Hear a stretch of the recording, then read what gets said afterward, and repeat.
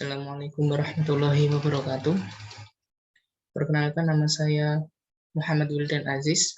Saya dari Farmasi B angkatan 2021. Saya di sini akan menjelaskan bagian-bagian mikroskop beserta fungsinya dan juga menjelaskan sedikit tentang iluminasi Kohler. Baik, saya akan menjelaskan bagian mikroskop dari yang paling atas. Yang pertama adalah lensa okuler. Lensa okuler ini berfungsi untuk memperbesar gambar yang dibentuk oleh lensa objektif. Jadi kita melihat objeknya itu melewati lensa yang ada di sini. Selanjutnya adalah tabung tubuh. Nah, di bagian ini mikroskop berfungsi untuk transmisi gambar dari lensa objektif menuju lensa okuler. Selanjutnya adalah revolver. Revolver ini berfungsi untuk memutar lensa objektif sesuai dengan kehendak perbesaran yang kita inginkan. Jadi dalam lensa objektif ini terdapat beberapa jenis lensa perbesaran yang berbeda-beda, dan itu bisa diputar-putar menggunakan revolver. Selanjutnya adalah lensa objektif. Ini merupakan lensa yang paling dekat dengan objek yang akan kita amati. Jadi lensa objektif ini berfungsi untuk memperbesar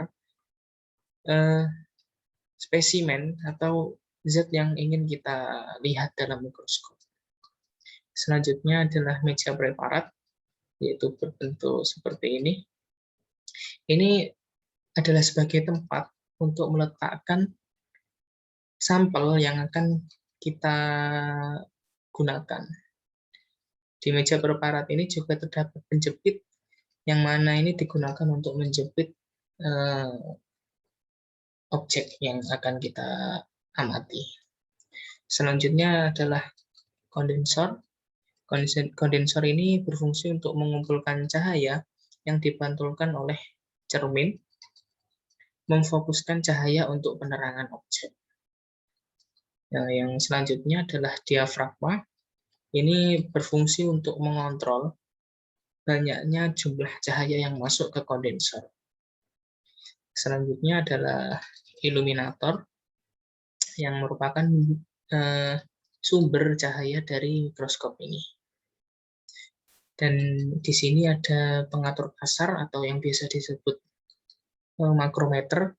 Ini berfungsi untuk menaikkan dan menurunkan meja preparat